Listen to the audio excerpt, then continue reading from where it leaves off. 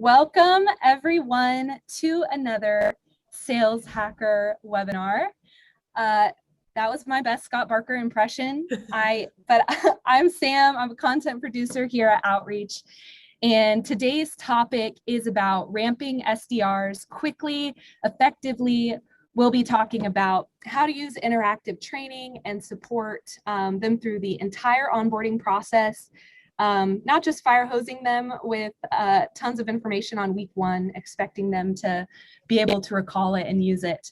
So fortunately for all of you, I am joined by three incredible SDR managers who have been there and done that. They are absolute experts. They're so much fun. Thank you so much for being here. And I'm going to hand it over to them in just a moment. But first, just some quick housekeeping while people are still piling in. We want this to be super interactive. Like our guests said, they love questions in the chat. So go ahead, turn on your chat if you haven't already. We're going to use the Q&A actually. If you drop your questions, I would love it if you do it in the Q&A box. So as you think of questions, drop them in there. We'll pull them in as it makes sense. And we'll also leave some room at the end for Q&A. So go ahead, break the ice. Let us introduce yourself. Let us know where you're coming from. And with that, I am going to turn it over to our fabulous guests, our panel of experts. Molly, let's start with you to just give us an introduction about you, where you're coming from, and then we'll pass the potato. Yeah, sure. Okay, so hi everyone, my name's Molly Grossman. I manage the sales development team here at Outreach for our EMEA region. Specifically, I oversee the segment of what we call emerging. So basically all our new hires. So in an SDR's kind of lifespan for the first 6 months, rough estimation, they'll be on the emerging team, which means I have the honor of watching an SDR go from having not a clue how to do anything, which is exactly where they should be, all the way to when we can promote them up into the upper segments where they can really solidify their career development. I've been at Outreach. I was one of the first SDRs for our EMEA region.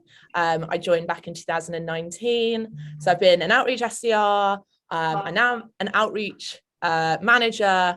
So yeah, I really got to drink my own champagne is a phrase we have in the UK. Oh, and as if you couldn't tell, I'm from England, currently in London.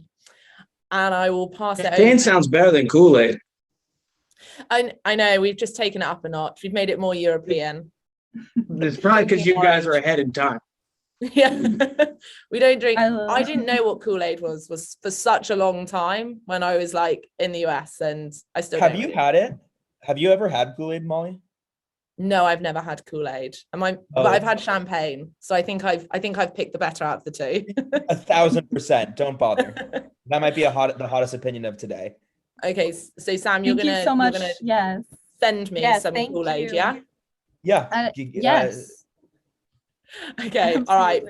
Go on then, Sam. Take it away. Well, thanks, Molly. I also agree champagne is much better than Kool-Aid. I am our sales development manager here at Postclick. I joined here back in January to really grow and scale up our SDR org, where we went from 3 SDRs in January to 13 today. I lead all of our functions, and that includes both an inbound dedicated function as well as an outbound enterprise function. My specialties and focus have really been on building and scaling SDR orgs. I've gone 3 to 13 most recently. I've done 4 to 12, 10 to 30. I love just really taking really talented folks, no matter their background, and putting them into this wonderful, incredible world of sales, and just setting them up for success. So I'm really excited to, join Molly and Patrick and Sales Hacker, and hopefully, sincerely, please ask as many questions as you can, because this is about you and helping you scale up your sales development functions. Patrick, Molly, we all know how to do this. So let us be a resource for you all. And on that note, Patrick, you want to show off for a couple minutes? I appreciate the introduction. Absolutely, I agree. Questions are paramount. I mean, for you guys to get the most out of this, please ask the questions that you find particularly relevant when it comes to effectively scaling an SDR team. I'm Patrick Connolly. I'm leading sales development efforts for North America for Cognism. Been doing this for a number of years, growing SDR teams. I think for me, the SDR management passion came from, anytime that somebody started new at any company. I could have been inbound, I was outbound when I was team leader, even before any of this. One of the passions for me was like, oh, a new person started, I really want to help them feel welcome. And I want to be able to show them, the sequences that we're using and how much fun that this job can be. And it was always a passion of mine. And I think that when I first started out as an SDR, I didn't really have management as something that was tabbed. It just kind of came to me based on some of these passions. So I'm really excited to talk about effectively ramping SDR teams. And again, I think the questions governing this conversation, I mean, we have topics. We're actually not that prepared. We have topics that we're looking to speak through, but I think the questions for you guys. And then I'm coming from Boston. So thank you guys all for being here. Really excited. Thank you so much for being here. I'm so excited. I think it would be really cool to just start the conversation off with the problem that we're solving for. So what are some of the challenges that SDR managers are facing when onboarding new reps? Maybe broadly, what are they doing wrong? We could go in the same order as last time. Molly, would you be interested to speak to that?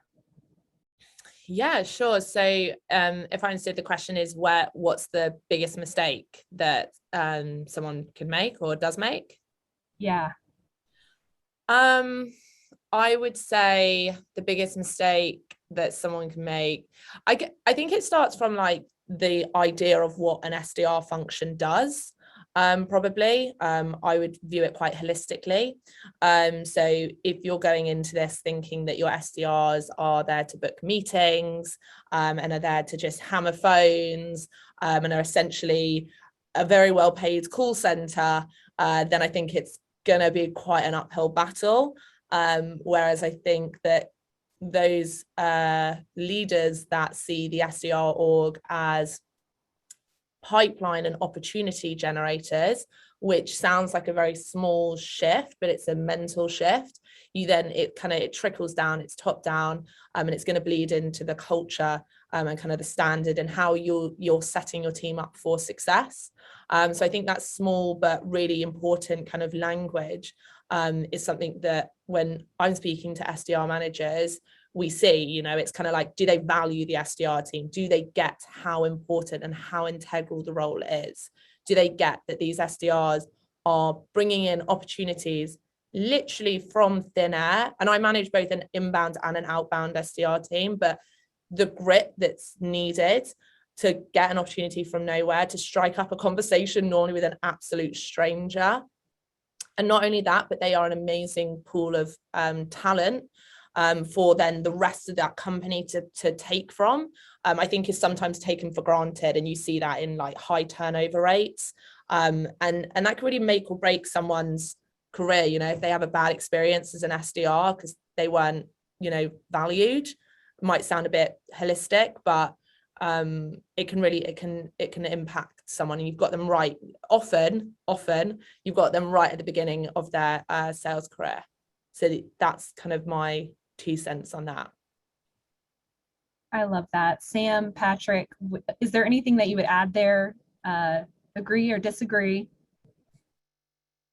I'll start off with just agreeing with anything Molly has said so far, as well as anything she'll say in the future. So just listen to her, right? I want to add a nuance, and it's actually a perspective I learned not from sales leaders, but actually from engineering leaders. And there's this classic tug that I think Molly was talking about is like, you should start when you're hiring your SDR org. What's the purpose of this organization? Is it to generate pipeline? Is it to set meetings? Is it to create a talent funnel into other parts of our org, right? And so as you're asking yourselves those questions, something I learned from engineers actually was that a lot of organizations, engineers don't even touch the code base for a while. And even when they do, they're not expected to be at full capacity, a full producing engineer for only between 6 to 12 months. And by no means am I recommending you prevent your SDR from cold calling or sending emails until they've hit the 6-month mark. That is not my recommendation at all. That it would have to be a very niche organization that would require that. But I think a lot the biggest mistake a lot of orgs make is, hey, we need to get more pipeline and more meetings. Let's hire a bunch of SDRs and have them do it. And they don't create the scalable functions for the SDR team to be successful. Where it's, hey, cool, you got a week of training, you got a phone, here's our database, go make some calls. Even if the SDR finds success and sets pipeline immediately, they're going to burn out so quickly because you're not setting up for long-term success. They're going to end up losing that really amazing talent that you've hired to another competing organization. So I think a mistake that a lot of people make when they're really starting out these functions is not even asking, why are we doing this and how are we going to set up for success for the long-term future of this roles function? That's awesome. I have a Go question, ahead. Sam, off the back of that. Yeah. At the beginning, you were saying all those 3 things that you need to think about. Can I just say, as a side note, I'm loving how much this Kool-Aid conversation is like blowing up in the chat box. I'm like, I saw some like an awful macabre like reference to some massacre at one point. It's gone away from that now, but that's just a side note. So Sam, do you think it can be all, do you think you can, when you're building out your SDR team and you're talking about the talent pool, you're talking about the pipeline opportunities, and you said meetings separately, do you think those are separate things, or do you think you can accomplish all 3 things? You should. I think a healthy SDR org should do all of those and more. Because the missing piece that I also talked about is the culture of the org, and we'll talk about it later. I think there's a really good question about characteristics to hire for, is that a lot of people look at SDRs largely as like the meeting setters and assistants, and they don't even take into consideration that like look at Molly. She started at Outreach a few years ago and is now leading their EMEA function. Like, talk about an impact of an entire organization. Like, Molly, how big is your headcount right now? I've got 15 XDRs and 1 team lead under me. Right. So there's and our whole SDR function is 26 SDRs. Right. So you got 16 people that you directly manage and another 10 that like you influence daily. And imagine if you had a salty experience when you were first starting out at Outreach. How could that have toxic culture influence not only you, but everyone else you touched at the org? And so, to answer your question, it's all one cute little package. And if you're not thinking about all those things, then like just outsource SDRs. It's going to be cheaper and it's going to do what you need it to do. Patrick? Is it over to me for the same question? I think you guys already highlighted it, right? I think understanding the purpose of why for an SDR, right? But also like, do you have the right accounts identified? Are you targeting the right people? Like, do you have an understanding of your customers, like the pain points, right? Like if you don't have that, like table stakes, like it doesn't make sense to even have anybody pick up the phones, because even to your point, even if they luck into a meeting, if you don't have like your sales process outlined and like that operational piece, like that's such a missing piece. And then like, just from like to bring it back to this topic specifically, effectively ramping SDRs, biggest 2 mistakes, single threaded learning and keeping them off the phones. The sooner you get them on the phones, the more that they're going to get out of the training. Because here's the thing, think about it this way. You do like a competitor training, in-depth competitor training, and you just talk at them for, an hour or so, versus you put them on the phones, they hear about some of your competitors, they get shut down, and then they go to like an interactive learning course about how to sell against your competitors. You bet that they're going to be listening to that versus only retaining about 10% of the stuff that you said. And that comes back to that single threaded learning. If I sit there with my new hires and I talk at them for 10 hours, like I could know everything. And so I don't, but I could literally know every single thing about this, about the motion, about the customers, about the pain points, every single thing that you would ever need to know.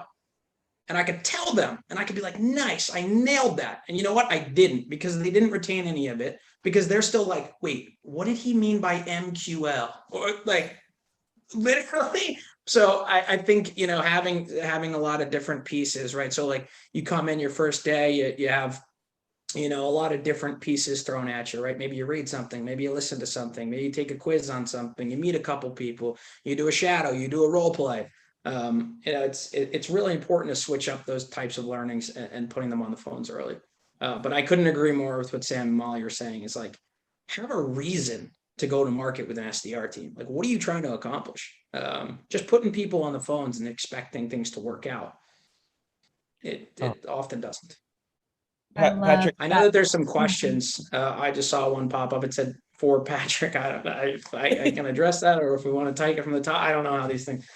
Yeah, I want to I dig don't know how more these things typically into work. the training and coaching piece of it. But before we get there, I want to talk about hiring a little bit and who you should be bringing into these roles in the first place. And then we'll kind of jump into like week one and the onboarding schedule. So who should you be bringing onto your SDR team? I know we've got some controversy here. Is it second jobbers? Is it green candidates? I think Sam looks like he wants to start this one, but Yeah, so I have a hot take, and Controversy. I'll do a little asterisk after my hot take, so understand I am a giant hypocrite for saying this. I do not believe if you are hiring SDRs, you should hire someone with previous sales experience. Molly, you want to clear your throat? Yeah, we we stand on very different grounds, but I'll let you explain the reason why behind that opinion. Yeah, the asterisk that I'm going to attach to that really hot take is one of my top performers on my org was a previous SDR before we hired him here at Postclick. So there's a giant asterisk to that statement. But the question that goes through my mind when I'm interviewing someone for an SDR role today, and they have SDR experience at another organization, the first question that goes through my mind is, why are you still an SDR? Because in my mind, if you are such an exceptional seller that you're coming to me saying, Sam, I want to be an SDR again for you. If you're such an incredible seller, why are you still an SDR at your organization? That's what goes through my mind. Sam, I'm gonna ask a question. Yeah. You've got a lot of experience building out SDR teams. Do you also have a lot of experience looking at and possibly even trying to help companies that haven't built out SDR teams well? Yeah. And do you see a lot of SDRs failing, and you're probably thinking they don't deserve to be failing, and if they were under different management, they would do really well? All the time. It happens. Hold himself back. He's like, would you just finish your sentence so I can come back at you? I see I'm holding in you. I was holding it in. I held it in for long, Patrick. That top SDR, sure, I'll name him. He might even be on the call. His name's Alec. You can all look him up. He's incredible. He was at an amazing startup before he got here, and they just couldn't get their funding going, and they folded. And so I poached him up and I grabbed him because he has the sales DNA built into his body, and he just got this product didn't have product market fit, or they're too early to market. And so none of his fault whatsoever. He is exceptional at what he does, and that is not a reflection of him whatsoever. There's a lot of good comments about this topic. I think it depends sometimes too how you're structured, right? Or like if you have previous SDR experience, a lot of people in the chat are saying, yeah, well, they wouldn't have previous SDR experience, but some people are saying, well, hey, what if, that person had a bad boss, or they were underpaid, or there was other, right? There's a lot of other pieces to that puzzle. I agree with Sam. It's like, all right, well, like if you're this great SDR, like, why are you moving? And if they have like sound reasoning, but also here's the SDR that I want. I want the SDR who LinkedIn messages me and goes, hey, Pat, I see you're hiring for SDRs. These are the 3 things you're looking for, and here's why I'm the person. You have 15 minutes next week to discuss this? Like, I want people working me as if they're SDRs for my time to interview them. At the end of the day, an interview process is a sales process. So I think we can agree with that. So getting that person, say that person comes to me and says, can I get 15 minutes of your time? I'm like, yeah, no worries. We'll get you that offer in the next 15, right? I mean, that's the person that you want. Like, if you're going to be a former SDR, you better be that exceptional former SDR. I'm like, I get it. Some people, but also to Molly's point, right? Like, say you have an enterprise segment and you really only want somebody with, a year of experience. And maybe you specifically maybe you go after in your hiring method, maybe you look at companies in your space that have poor Glassdoor reviews, right? And you say, like, I'm going to go see if I can poach a couple of those SDRs. Maybe you do that, right? That's a much different story of pulling those people in than getting somebody that applies and sort of having the same demeanor as somebody coming out of college. Like, they have to be that exceptional talent to get that offer, because I've had the people that come in and they're I think there was a Sam in the Q&A. I'm sorry, I don't know the last name, but was like, maybe they're entrenched in bad habits, right? I've had that person that comes in. You don't want the know-it-all. You want somebody that's curious and open-minded, but you also don't want to necessarily silo yourself and say, no, I'm never going to entertain the possibility. And especially if you're hiring for these enterprise segments that have sold into other verticals before, or at least have had cold call experience. But I also agree with Sam. It's like, hey, if you're this exceptional SDR, like you better have a good reason for coming over, or there must be something going on over there. But you have to be that next level. I think you can't really measure that interview against a traditional kid out of college. Would be my rebuttal. Absolutely. We got a good question that kind of transitions us into the coaching piece. So you've hired the great candidate. One of the questions we got from David was, how would you guys recommend approaching the setup of a brand new SDR function when you don't have any internal SDR expertise? Would one of you like to take a stab at that one? How would you recommend approaching? How do you recommend approaching the setup of a brand new SDR function when you don't have any internal? Interesting. I can handle that because I consulted for dozens of companies that did that. Unless Molly, Patrick, you all want to jump in first? No, this sounds like Please. Yeah, Well, it's your experience. Don't do it. If you do not know how to do it, don't do it.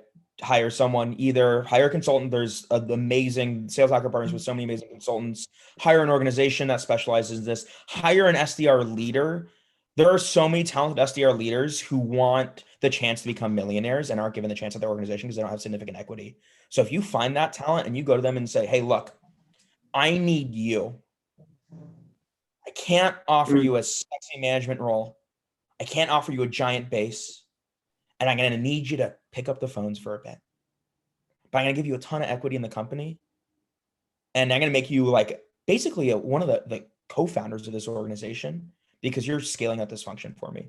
And all I'm going to ask you to do is to wear a hat for 6 months and have someone who's an expert at it do it. Because if you're not an expert at sales development and you're trying to build it out, you're going to fail. And I have consulted with a bunch of companies that thought they were experts and were not, and then they failed. And I've consulted with a bunch of companies that tried to do it themselves, failed, and then came to me and then got help on doing it the second time. So don't be a statistic. Don't try and prove, well, I've fixed every other business unit here, so I can fix this one. It's such a niche, such an emerging market. I don't know about Pat or Molly, but all the things I did as an SDR 5 years ago, I no longer do today because it's changed that much. So the last time you sold and started generating outbound meetings was 2 decades ago in the .com boom. There's no way in hell that you know what you're doing. And if you just try and hire someone and be like, here's a playbook, go for it, you're going to make a mistake. So hire talent or get a consultant because you're going to mess it up. I completely agree. I agree. Like take it seriously. Like don't be so, I don't want to use the word arrogant or ignorant, but like, don't like give the sales development space the credit that it deserves in the intricacies. Like I agree with Sam on the fact that he said, and it's true, like what my SDR team, I stopped SDRing like a year, like not that long ago, essentially.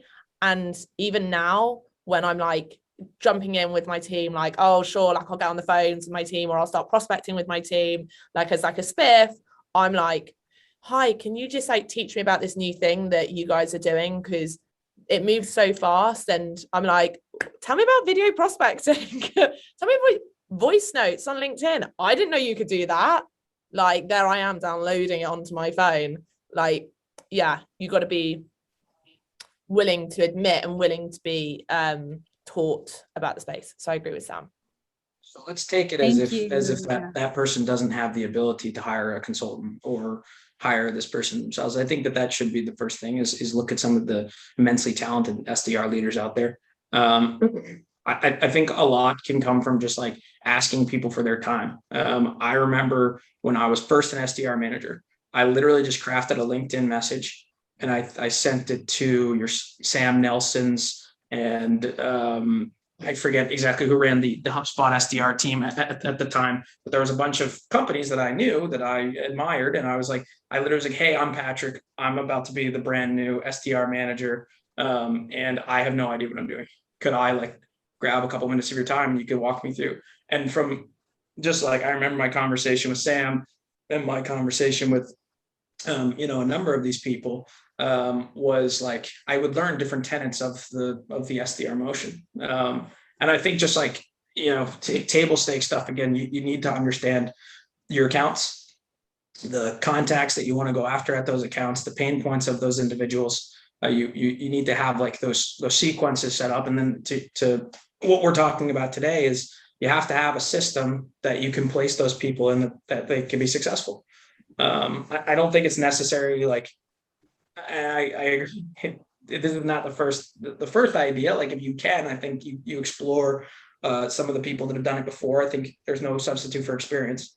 But if you can't, I mean, there are ways around it to learn. I mean, you know, reading books and following LinkedIn influencers and all of these things, even though they're sort of like, of course you would say that. Well, there's a reason that people still do all of those things, right? So that can be very beneficial as well.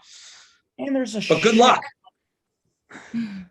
Good luck. And then also there's a shit ton of free resources. Like Sales Hacker has so many SDR leaders posting. There's amazing forums on Sales Hacker where like I've seen a bunch of amazing development leaders literally just answering questions from VPs of sales or CEOs for building out functions. Yep. I won't speak for Patrick or Molly. Their time is incredibly valuable. But like if someone like reached out to me and said, hey, Sam, do you have 30 minutes so I can ask you about how to build an SDR function? I would, of course, give any founder 30 minutes to help them out. Like I'd be flattered. I'd be like, oh, yeah, of course. That's so cool. Yeah, like I'm on the backs of giants of all of the people I've asked for help when I was in that space. So like, don't be and like Molly term, like I'll call it out, like don't be an arrogant like egomaniac to think you can do it by yourself. Like ask people who are doing it right now to help you, and we'll probably help you because guess what? We were helped too not that long ago. So we're subject matter experts. Leverage us. A lot of us do it for free. Question asked by the group. I wonder if there are other questions or other topics to explore. Yeah, I love this. So I think there's one more good relevant question here in the chat before we jump into the tech stack, because I know we've got a lot to cover there and I want to make sure we get into that. But how do you strike the balance of challenging your SDRs and also interweaving empathy into your approach? Was a question in the chat from Josh. I thought that might be a nice one to end on and move us into the next section. How do you... balance between it's the balance between challenging your SDRs but also interweaving empathy into your approach. I can go unless Molly, Patrick, you all want to start off. Yeah, go ahead, please. I'll actually start with all questions and an introduction. When I was a little boy and when I wanted to grow up, I wanted to be a space lawyer. Huh? All the way back to the beginning. Oh, tell us your life story, Sam. Pat. Born and raised in Sacramento in 19 blah blah blah blah blah. But I'm gonna get there. Give me a second. When I was a little boy, I wanted to be a space lawyer. I wanted to be the guy that decided who owns the moon, who decides what owns property in Mars. And I'm right now presenting on sales development leadership skills. Pat, when you were a little boy, what did you want to be? An NBA basketball player. I'm guessing you're probably vertically challenged enough to not be a pro ball player. You know, it's been a while since I've dunked on my 6-foot hoop in my parents' backyard, but you know, never say never. Yeah, waiting on the call for the Knicks. Molly, what about you when you were a little girl? I wanted to be Britney Spears. Don't question it. Don't think about the logistics. I just wanted to be her. I was her. That was it. I'm seeing two amazing human beings across from me. Pat, you're not in the NBA. I'm not a space lawyer. Molly, I'll say this. I've never seen you and Britney Spears in the same room. You've never seen us in the same room at the same time. You can't say it hasn't happened. You can't say it hasn't happened. Hashtag free Britney. Yes, Jill. Hashtag. Hashtag free Britney. Check that out. That's an amazing documentary. Nothing to do with what we're talking about. But the reason why I'm really poking fun at all three of us, and I would ask if you're in the chat to ask yourself that question, because I can guarantee you none of the SDRs on your team or that you're hiring when they were 10 or 11 said, I want to be an SDR for a tech company one day. I did this for my entire sales organization. I had one person out of our 45 sales org when they were 10 years old want to be a salesperson. And yet, for some reason, we're all here. And so when I think back to that question that you asked of like, how do you balance like the needs of the job versus building empathy? I love to start with the why. Why is this person here? Are they here for financial success? Are they here for growth opportunities? Are they here for X, Y, and Z? Because once you understand that why of why they're here, it's so easy to tie the hard parts of this job to the empathy portion. Because guess what? Cold calling sucks. But if you want to have financial success because you're the first person in your family to ever graduate from college, and the way to have financial success is to make more than 6 figures a year, you're never going to get to that stage unless you make the cold calls today. And that's when cold calling becomes fun. So I like to answer that question of like, how do I balance that by asking my SDRs what they want to be when they grew up? Because the answer is almost never sales. Then I ask them, why are they in sales today then? And that gets me to where I need to be. I don't know how Pat, you and Molly do it, but Molly, you want to jump in? I found this really actually quite difficult when I first became a manager, because I'll be honest, I'm quite a direct person. Patrick, you've all probably seen it. I'm quite a direct person. And when I first became a manager, I did find it really difficult to almost stop for a second and be a bit more empathetic. And what actually helped me was, and this might not be the case, but I had this view that to be a really good manager and to have a team that listened to what you do and work and, you know, have that grit and that determination to hit their goals, that you almost had to crack the whip and there had to be this separation between you and them. And through kind of apathy, that was where that kind of relationship, and that's how it should work.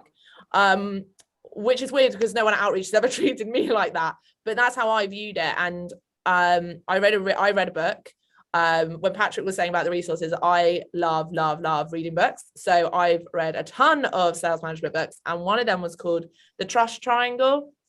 And essentially, if you trust your SDRs and you get to the point where you are, you trust each other and you know each other on a human level, then the results are going to come, because similar to what Sam said, kind of Simon Sinek, start with why. If you understand why they're doing what they're doing and they understand why you're doing what you're doing, you're both going to have, sorry, not trash triangle, trust. It's a very thick London accent. Trust triangle. And it was fantastic. And it was basically like, get to know your team. And that's how you're going to be more empathetic. Because I'm empathetic with my friends. I'm empathetic with the people I love. And now, you know, since reading that book and since taking that different mindset of like, start with the why, understand it, and then you won't have to ask, it won't be a conscious thing anymore. Patrick? I love think these it just answers. comes back to Patrick go. Well, it just comes back to knowing your people. Like, do you care about them on like a human level more than just like a number on a spreadsheet, right? Like, do you know what motivates them? Do you know what they're trying to do, their career aspirations, their personal aspirations, right? I think a lot of that comes down. For those of you, I think one of the hardest things to do is transitioning from an SDR or like a team lead to a manager. Like, hey, you were friends with them, but now you're their boss. I remember the first time I was manager, I called everybody into the room that I was about to. They were my buddies, really, right? Like, they were my SDRs. We were on the floor together, and it was the first time I was ever going to go into management. And I asked them, I was like, hey, I'm getting this job offer. Like, these are the 3 things that I'm going to do, and this is why it's going to make your life better. Like, I understand what you guys are going through. If you don't want me to accept it, though, if this is weird, I won't. And I remember just like overwhelming like appreciation and support from my guys. And that was a big push for me to go into management. Was I was just like, all right, if I have my people's back, then they're going to work hard for me. And so I never really, I haven't towed that line, because I think if you're approaching that line and you're worrying, like, am I being too hard on them? It's taking a step back, to Molly's point, and being like, let me make sure I really know what motivates them. And then to Sam's point, it's like, how do I tie what they care about to why it's important to work hard?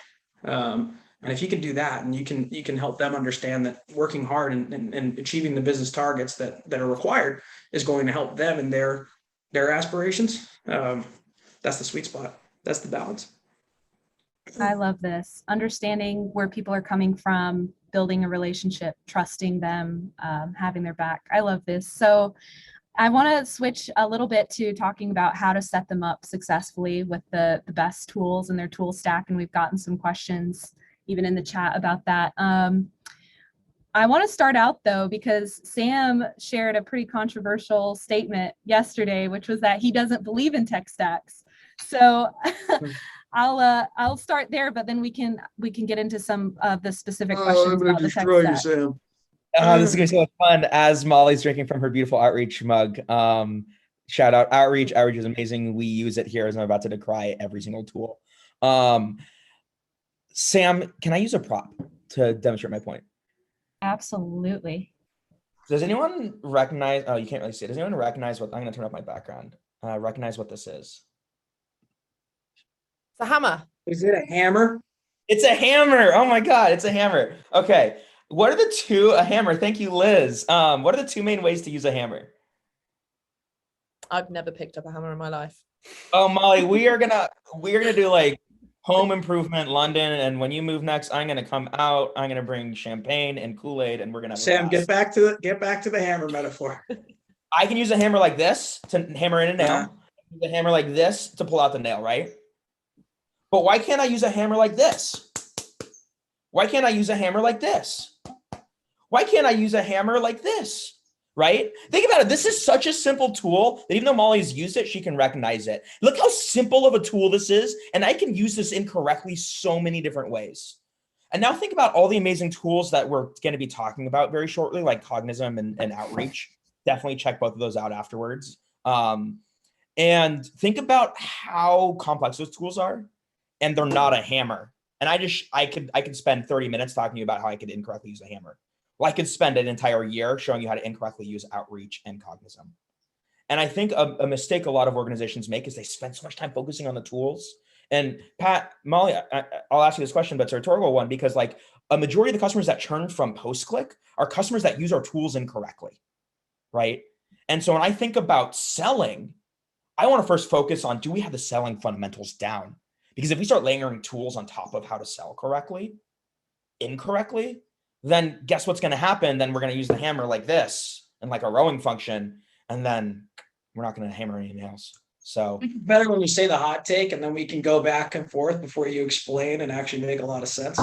Basically, what you're saying is you're saying it's not necessarily you're against the tech stack. You're basically saying that if you spend all of your time teaching your team how to use Outreach or Cognism, and you don't actually teach them the fundamentals and the challenges, so like they could be like experts in sequencing and using the contact data, but then they get on the phone, they go, oh no, I don't really know about your challenges or the value props that I'm supposed to, right? You're basically saying that companies are spending far too much time trying to get people into their tools, but not showing them how to use the tools to supplement what is actually the job.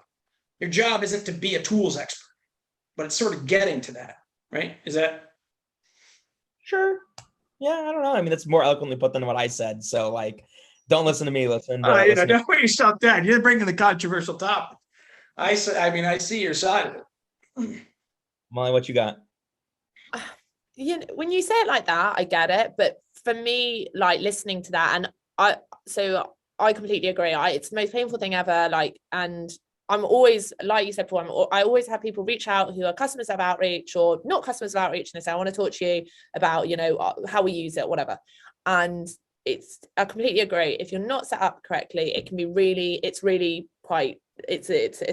tragedy to not sound too dramatic when tools aren't used correctly, because you need to be enabled, right? But tools, and yes, I'm going to talk about Outreach. It's not because I work for Outreach. It can be any sales engagement platform or any enablement platform.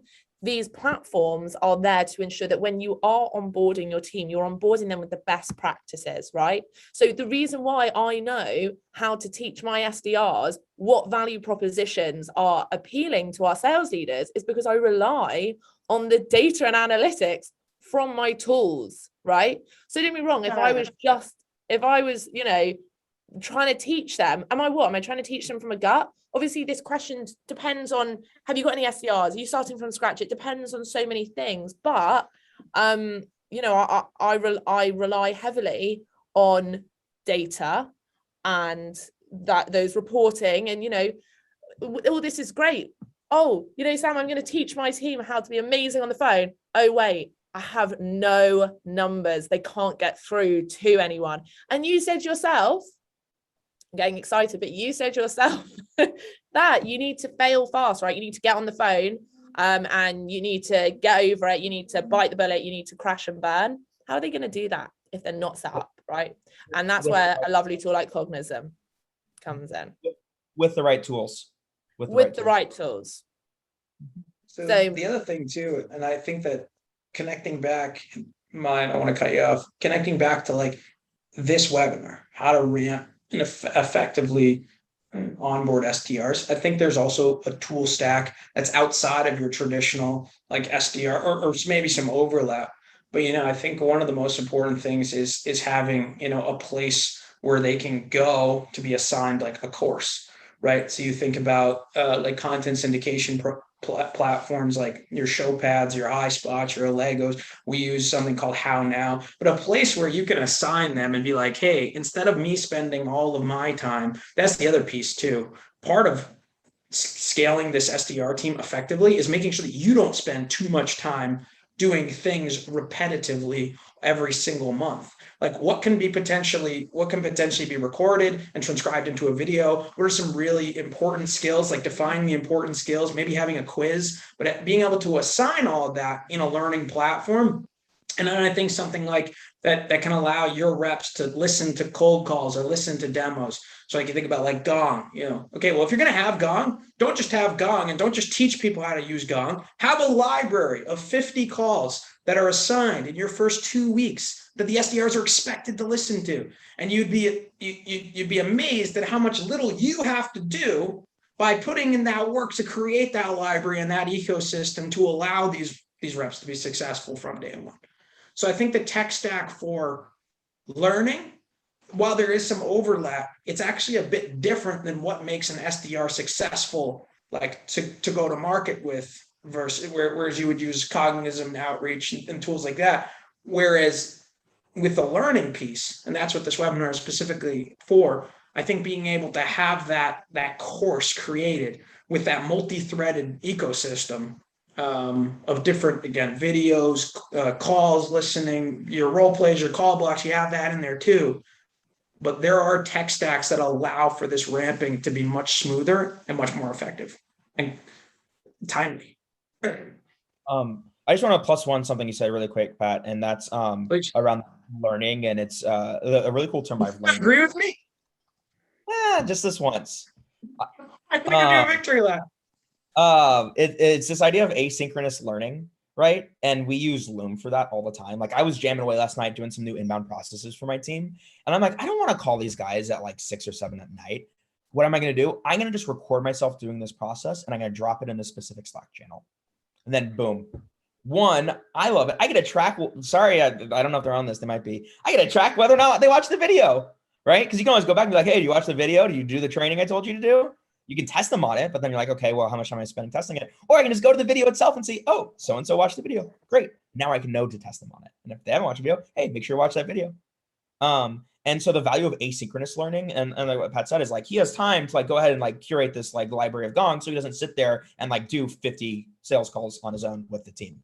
And so you really want to think about, okay, how can your voice or your drive or your goal be shared with the team without you being present? I think that's going to be super crucial as you're scaling it up. So honestly, if you're thinking about hiring SDRs, document the shit out of everything you do right now. Over document, over record, always have record on. And then that's just like this treasure trove of information. And if you have the time, it takes always have record on. Yeah, always have record on. Like you may think it's just something that you're just like walking through, like, oh yeah, I was thinking about like LinkedIn Sales Navigator the other day, and I was shy, hey, well, did you ever notice that you can, create alerts and you can ping these accounts to the top and you can see job changes and this stuff, and then it's like, oh wait, if I had that recorded, I could have just sent that over instead of teaching them sales now for 30 minutes every single month that I'm making hires. Document everything. Nice, Sam. I love that. Loom is a lifesaver. Put it in the suggestion box. All right. Well, I want to switch over to talking about targets and setting targets, hitting targets. Let's start with, setting the targets, how you view doing that. Should the bar be high? Should it be, a minimum stabbing point? I think it'd be interesting to start with Molly on this one. based off of some of the comments in our prep call. What would you say to this, Molly? I think it goes back to like this idea of the culture that I spoke about at the beginning. Mindset's really important in a job where the reality is the majority of their day, of an SDR's day, is spent facing rejection. When we first came to EMEA, we intentionally had our SDR targets set low. We would have rather that they would be overachieved and over exceeded rather than they fall short. Honestly, I personally don't understand it. If someone could explain it to me, that would be great. But I don't understand when companies have SDRs who are constantly missing their quota, because you've got to look at it, right? It's either one of two things. It's one, the quota is too high, or two, the SDR it has a gap in their learning and they need coaching. But when it's a pattern and it's clear that it's a whole team, quotas should be a minimum. Quotas should be a minimum expectation to be hit.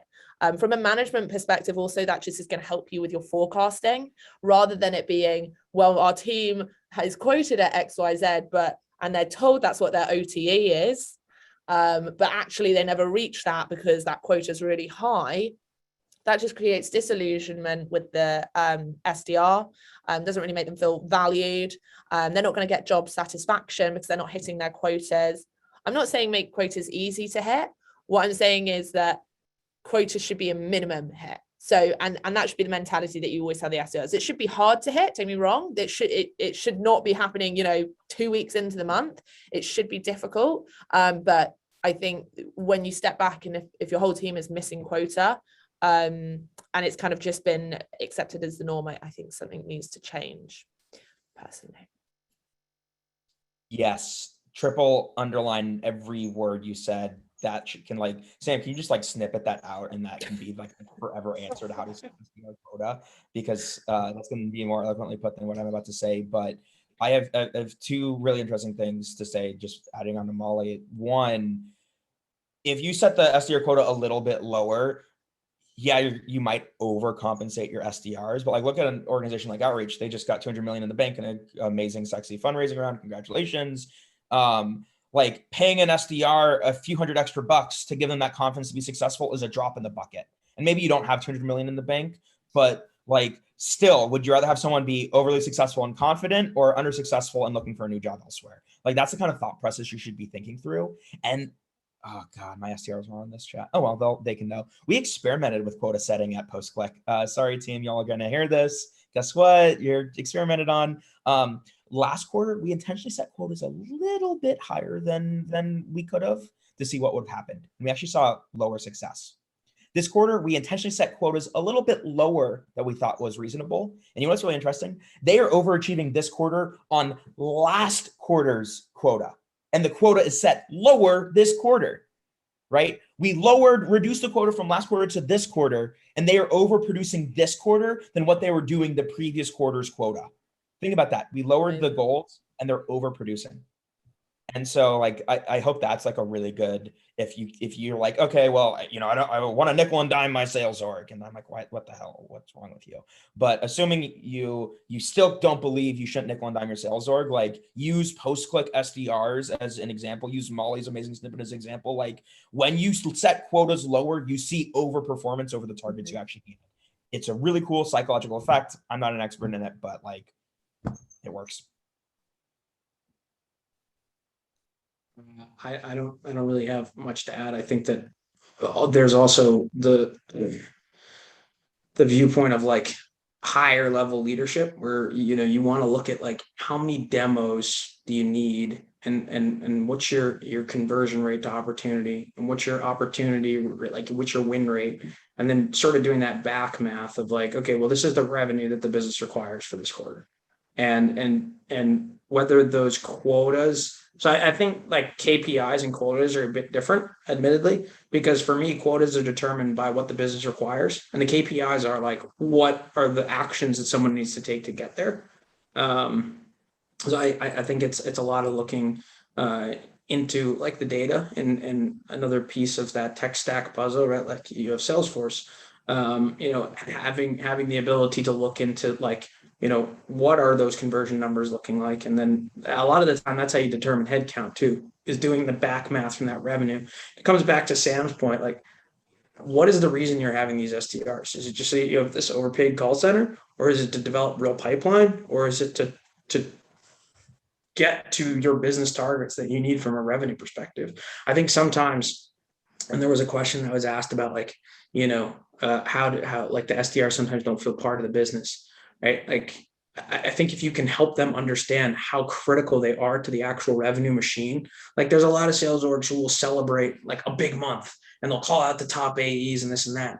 The reality is those AEs got their demos from somewhere. And a lot of these AEs didn't necessarily prospect themselves. And especially in this world, and we're moving more and more towards this sales development, where those meetings did come from the SDRs. So I think it's trying to understand what you need from a revenue target and doing that back math. But I like what Sam's saying about pressure testing different quotas and seeing sort of what the, like what someone's appetite for success truly looks like. Anyway, I just said I don't have much to add, and I just added it. I want to pull in I love that, Patrick. Sorry to interrupt you. No, please interrupt me. I was Question talking from the too long. chat. Somebody asked a good question. If your whole team is repeatedly missing quota, perhaps it's time to be introspective, or is it time to reinforce training and provide personal attention to reps? Of course. I mean, well, I mean, if your whole team, I think it goes back to what Patrick's saying. You need to do the maths. Is it possible for your team to have hit quota? Is it possible for your team to have hit quota, right? Are you looking at your total addressable market? Are you working backwards from those targets that you've been hitting, your conversion rates, et cetera, et cetera? If you, I mean, yes, it's a leadership function, which is who teaches and trains your SDRs to be great, but it's also a leadership function, which has the you know, holistic approach to go, okay, is this an SDR problem? So is this a training and we need to look introspectively, or are we not setting them up for success because we've plucked a number that we've heard somewhere and it's not fair on them, and we're letting them down? That'd be my two pence or 2 cents. I've got 3 pence as well. Two for my 2 cents, and then 1 because, you know, I like the person that asked this question. If your whole team is missing quota right now, there's one tool you'll need, and it's a mirror. If your whole team is missing quota right now, that's not a reflection of your team, that's a reflection of yourself. So go ahead and look in the mirror for a little bit and think for a bit. Or honestly, come talk to me. Come talk to me, Molly, Pat, anyone at Sales Hacker. We'll tell you like how to solve it, because you're just setting your quota wrong if your whole team's missing quota. Full stop. There's no reason why. I mean, like, if your whole team's 1 SDR or 1 sales rep, okay, yeah, that's not your whole team missing quota. That's 1 person missing quota. But if you got a team of 13 SDRs, 16 SDRs, 35, 50, 100, and everyone's missing quota, like, yeah, you grab a mirror, look in it, and then come talk to us. I think to their point too, like, yeah, it's important to be able to, and sometimes it's hard to like look in the mirror and say like, I'm wrong. You need to be able to do that, first of all. But also you have to be able to like look at the data and look like at the workflows and be able to determine what is the actual true like root of the problem. Like what like metric specifically is it struggling, or like, are you struggling specifically? Like some reps may have a very poor, say, connect to demo conversion number. Like, okay, so that means that they're getting people on the phones a lot, but they're struggling to close. So are they open? Or when are they losing the call? Right? Are they losing it in the first 30 seconds? Okay, well maybe they haven't really, they don't have a confident opener. Are they losing it 5 minutes? 5 minutes in, they keep losing meetings. After 5 minutes, they get a hang up. Well, they're probably not asking for the meeting and they're not probably providing that value. So you have to be able, I agree. I'm with you. Like you have to look inward and be like, oh, something I'm doing is wrong. But that I wake up every morning. I'm like, oh, okay, what did I do wrong today? But like half of the fun of this job is being like, oh, let me diagnose it and fix it. Like, oh, totally. Yeah. Well, like if your people are missing your number, of course it's your problem. Yeah, I like that. That is good. Good question. They're very challenging. Totally. It's on you to look inward and fix it. That's why you were hired. It's part of the job. Thanks, y'all.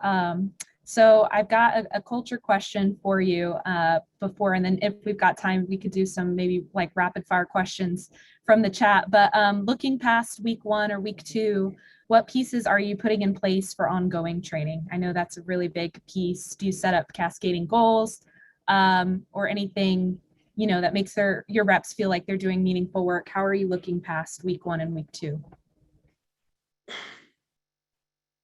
I can go ahead. I'll take a quick one at this, just because we have a very this is quite a thorough, we have a thorough onboarding program. So we have a program called the 30, 60, 90. And it's essentially at the first 30 days are mapped out, what kind of trainings you can expect, next 60 and up to 90. With this in mind, it's a shared document that you will be sharing with the SDR. Through this, you can kind of track the progress.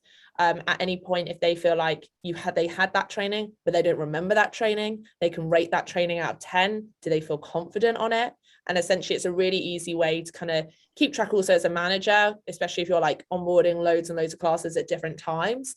It's a really nice way to look at, you know, the first 30 days is going to be your table stakes, how to be an SDR at the company. The next 30 to 60 days is going to be more about, adding bells and whistles, using kind of that omni-channel approach. I'll give Sam a little shout out here. It's when we would start to focus more on bringing in all our little snazzy tools, because we wouldn't do that straight away. So when we start to get our nice snazzy tool stack out, and then 60 to 90 is when you're going to be basically ensuring consistent performance. So I know that is a question that's below that I'd really like us to get to, because I know I'd like us to get to that, Sam, if that's okay, on the fact that not every team will consistently hit, and kind of what Sam and Patrick's take is on that, because I think that'd be quite interesting. But yeah, that sounds great. That's the very structured approach we take at Outreach in terms of the first 90 days. So yeah, that's us. Anything to add there, Sam or Patrick? Or if we're down, maybe we can take a couple questions in our last couple of minutes. I think there were plenty of questions that we probably didn't do as good of a job to address. So I have nothing. Yeah, Molly's right. Listen to Molly. There you go. Totally. Yeah. Pay your money. Hire on as a consultant. Grossman services.com, outreach.io, $5,000 an hour. And there you go. All right. So when you transitioned to an SDR leader, what was your biggest takeaway from the process and from your new role as a leader? You work for your people, not the other way around. Oh, sorry. Mine was, just because you were a really good IC doesn't mean you're going to be a really good manager. They're completely two different skill sets, and you should see it as such. The best leaders lead from the back, and not in make everyone do the work, but make sure no one gets left behind. I love that. Is there such a thing as too many tools, too few or too many tools in the tech stack shed? Yes. I mean, you should be constantly looking at like what the return on investment of all of your different pieces of the tech stack, and see like what that adoption looks like and that consumption. And if it's not worth the investment, then you should cut it. You should have a real business case to keep everything. Yeah, there are literal tools that manage that for you and show you your usage. And like, if you don't have above 50% usage, what the fuck are you spending your money on? I love that. We got one from Juan Pablo Garcia. How do you create self-value in SDRs whose role is to schedule meetings with their senior reps and are not always subject matter experts in what the company is selling? How do they feel secure in value adding? Ask them what they wanted to be when they grew up, and then tie their net worth as a human being to the job they do today. Help them understand that those results and that career aspiration, but also help them feel like they're a bigger part of the revenue puzzle than just meeting setters. That like, I thank my people a lot, like, for their contribution to the revenue model. Awesome. How do you see the coaching tools being used in the onboarding and keeping an SDR up to speed? Example, Balto. Yes. They're expensive, but yes. Yeah, game changer. We use something called Work Ramp that was actually quite new to my team. Our last onboarding, we used it, and yeah, it was a game changer. Patrick said it best. It saves so much time, and if you're trying to grow out a team effectively, you can't have one person who's really, really good at training. You need to be able to scale that model, and a tool like that's going to help. It's a reason why professional athletes watch game footage. You could win multiple championships and you still have a lot to learn, and you still are watching game film, because the game evolves and there's always room to improve. That was my answer. Love that. Well, last question and we'll call it a day. Have you ever seen the SDR function specialized? One researcher, one sequencer, one caller? Yes. Yes. Awesome. Well, I'm going to go ahead and wrap us up here because we're at the hour mark. Thank you so much, Sam, Patrick, Molly. This has been wonderful. If we didn't get to your questions, we're going to collect them all. We'll try to get you some answers, and we'll be sending out the recording to this webinar as well. So thank you so much for being here, and we'll see you on the next one.